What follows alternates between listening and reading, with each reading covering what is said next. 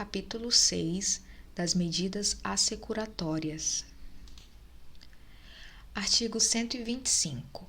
Caberá o sequestro dos bens imóveis adquiridos pelo indiciado com os proventos da infração, ainda que já tenham sido transferidos a terceiro. Artigo 126. Para a decretação do sequestro, bastará a existência de indícios veementes da proveniência ilícita dos bens. Artigo 127. O juiz, de ofício, a requerimento do Ministério Público ou do ofendido, ou mediante representação da autoridade policial, poderá ordenar o sequestro em qualquer fase do processo ou ainda antes de oferecida a denúncia ou queixa. Artigo 128. Realizado o sequestro, o juiz ordenará a sua inscrição no registro de imóveis. Artigo 129. O sequestro autuar-se-á em apartado e admitirá embargos de terceiro. Artigo 130. O sequestro poderá ainda ser embargado, inciso 1, pelo acusado, sob o fundamento de não terem os bens sido adquiridos com os proventos da infração. Inciso 2, pelo terceiro, a quem houverem os bens sido transferidos a título oneroso, sob o fundamento de tê-los adquirido de boa-fé. Parágrafo único. Não poderá ser pronunciada a decisão nesses embargos antes de passar em julgado a sentença condenatória. Artigo 131. O sequestro será levantado. Inciso 1. Se a ação penal não for intentada no prazo de 60 dias, contado da data em que ficar concluída a diligência. Inciso 2. Se o terceiro, a quem tiverem sido transferidos os bens, prestar a caução que assegure a aplicação do disposto no artigo 74, inciso 2, a linha B, segunda parte do Código Penal. Inciso 3.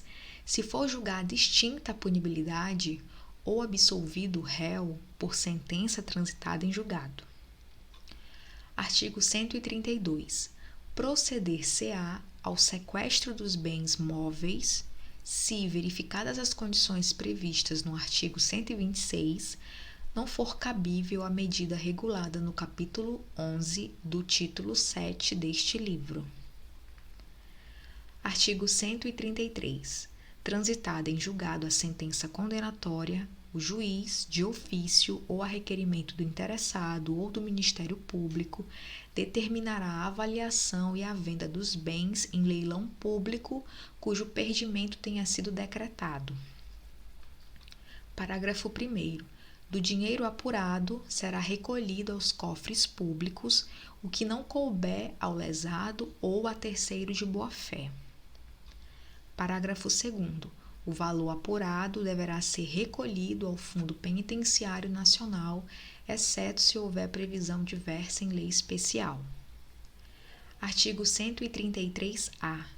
O juiz poderá autorizar, constatado o interesse público, a utilização de bem sequestrado, apreendido ou sujeito a qualquer medida assecuratória pelos órgãos de segurança pública previstos no artigo 144 da Constituição Federal, do Sistema Prisional, do Sistema Socioeducativo, da Força Nacional de Segurança Pública e do Instituto Geral de Perícia para o desempenho de suas atividades.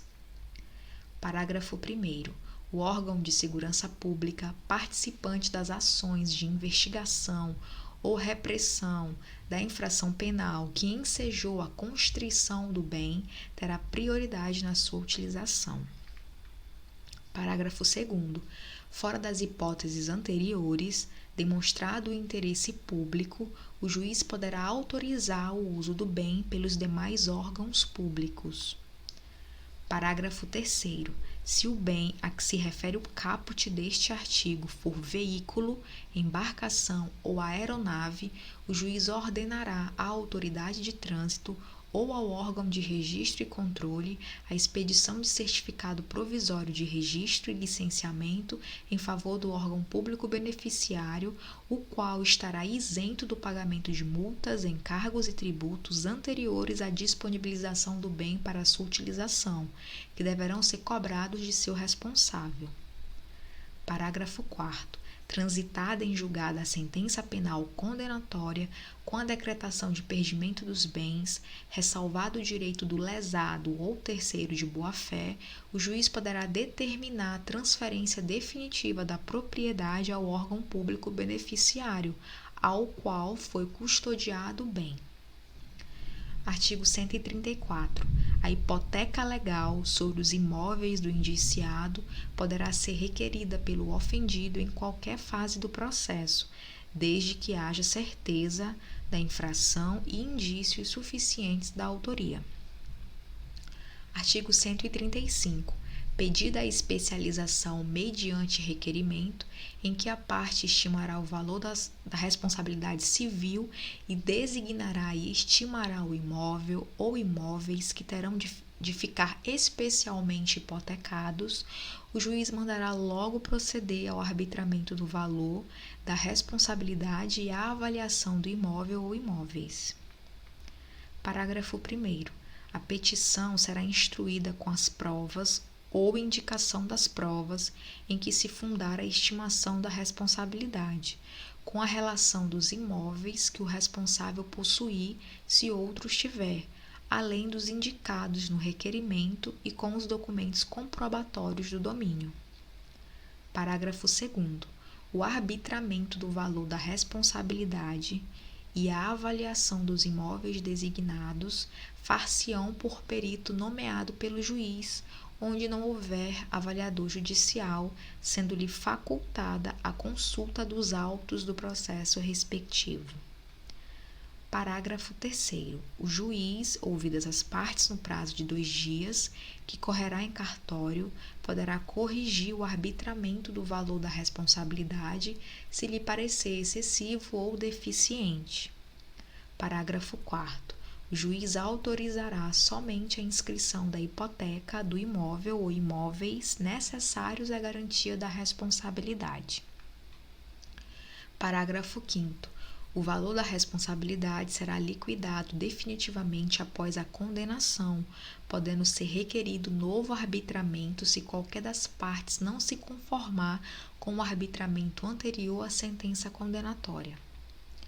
Parágrafo 6º. Se o réu oferecer caução suficiente em dinheiro ou em títulos de dívida pública pelo valor de sua cotação em bolsa, o juiz poderá deixar de mandar proceder à inscrição da hipoteca legal. Artigo 136. O arresto do imóvel poderá ser decretado de início, revogando-se, porém, se no prazo de 15 dias não for promovido o processo de inscrição da hipoteca legal.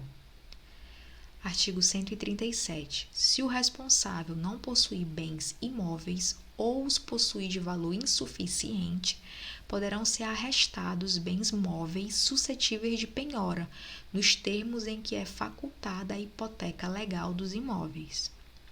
Parágrafo 1º. Se esses bens forem coisas fungíveis e facilmente deterioráveis, proceder-se-á na forma do parágrafo 5º do artigo 120. Parágrafo 2º. Das rendas dos bens móveis poderão ser fornecidos recursos arbitrados pelo juiz para a manutenção do indiciado e de sua família. Artigo 138. O processo de especialização da hipoteca e do arresto correrão em auto apartado. Artigo 139. O depósito e a administração dos bens arrestados ficarão sujeitos ao regime do processo civil. Artigo 140. As garantias do ressarcimento do dano alcançarão também as despesas processuais e as penas pecuniárias, tendo preferência sobre estas a reparação do dano ao ofendido. Artigo 141. O arresto será levantado ou cancelada a hipoteca se por sentença irrecorrível o réu for absolvido ou julgado extinta a punibilidade. Artigo 142. Caberá ao Ministério Público promover as medidas estabelecidas nos artigos 134 e 137, se houver interesse da Fazenda Pública ou se o ofendido for pobre e o requerer. Artigo 143. Passando em julgado a sentença condenatória, serão os autos de hipoteca ou arresto remetidos ao juiz do cível. Artigo 63. Artigo 144. Os interessados ou nos casos do artigo 142, o Ministério Público, poderão requerer no juízo cível contra o responsável civil as medidas previstas nos artigos 134, 136 e 137. Artigo 144-A.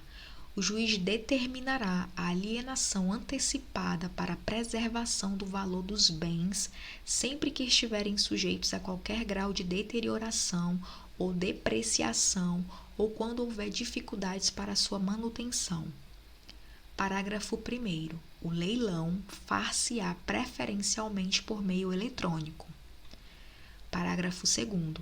Os bens deverão ser vendidos pelo valor fixado na avaliação judicial ou por valor maior, não alcançado o valor estipulado pela administração judicial, será realizado novo leilão, em até 10 dias contados da realização do primeiro, podendo os bens ser alienados por valor não inferior a 80% do estipulado na avaliação judicial. Parágrafo 3º.